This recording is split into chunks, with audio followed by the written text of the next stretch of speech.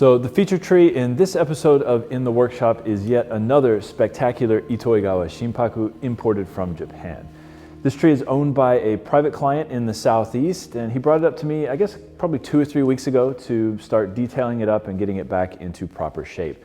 It had been a little bit overly fertilized for the last couple of growing seasons and had kind of gotten out of shape. Some of the branches had gotten a little too thick on it as well, so I'm removing quite a bit of foliage and then again just applying detail wire to make it look pretty again. So when this tree arrived at Eisei-en, I actually thought that I had seen it in Japan at some point in the past, perhaps at Fujikawa-san's nursery or maybe at another nursery on my travels around the country.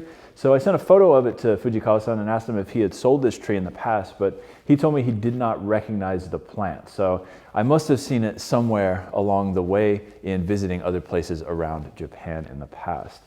I don't know if you can see in the video, but my breath is very visible in the workshop today. It is absolutely freezing in Nashville right now. As a matter of fact, we're having historically low temperatures at this point. Last night it got down, I think, to -11 or -12 Celsius, which is somewhere in the neighborhood, I think, of 10, 12, 14 degrees Fahrenheit. And we've got snow outside on the ground. We've been trickling our water in the house all night long just to make sure that the pipes don't freeze and burst again. So I'm hoping that by this weekend, all of this will have passed, but for right now, I can't feel my fingers or my toes despite the fact that we have the propane tank heater going.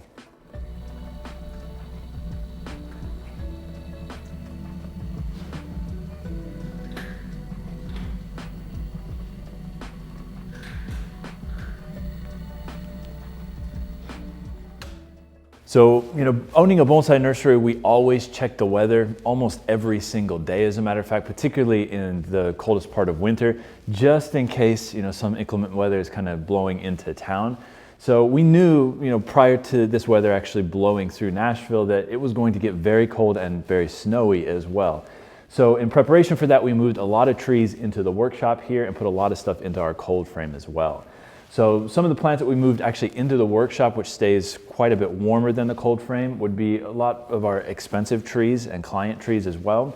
So, even plants like this, Itoigawa shimpaku that was imported again from Japan, it's a high elevation tree. It can take cold temperatures, but it's very, very expensive, and I want to be extra careful in protecting it in the workshop here. Anything that was worked on recently as well, in terms of even just detail wiring, but also, of course, heavy bending, we brought in here. Plants that were a little bit sickly from last year that had been brought here for us to get back into better health. If they just aren't looking great or they're not in perfect health, we brought them in here as well. And then of course, a lot of our deciduous trees as well, we brought into the workshop. So I'd rather be safe than sorry come spring. If these things don't wake up, we're in big trouble.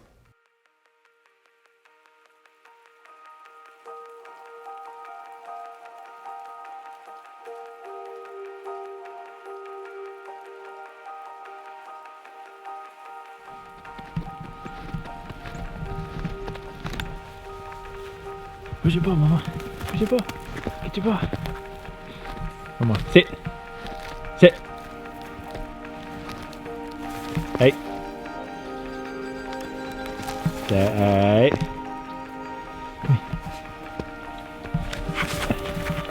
Go get it. So last year when the pandemic hit, we of course had to cancel all of our intensive classes here at Eisei-en, and I had to cancel all of my domestic and international travel as well. Up until that point, I'd been on the road essentially 150 to 250 days a year, and we were hosting classes here at the garden basically every weekend. So I had really not had an opportunity to set myself up with a routine or a schedule, but when the pandemic hit, of course, all of that changed.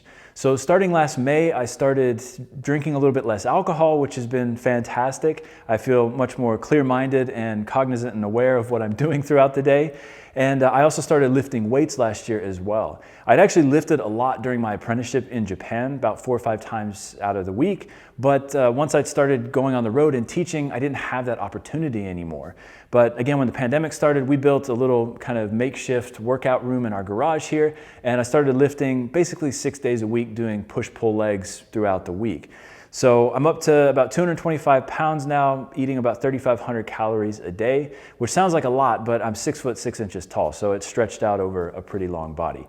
But in any case, my goal is to get up to about 235 pounds over the next year, and it's really come in handy picking up these heavy trees, moving them in and out of the workshop when we've got crazy cold weather like this. So that's been one of the knock-on benefits of lifting over the last year.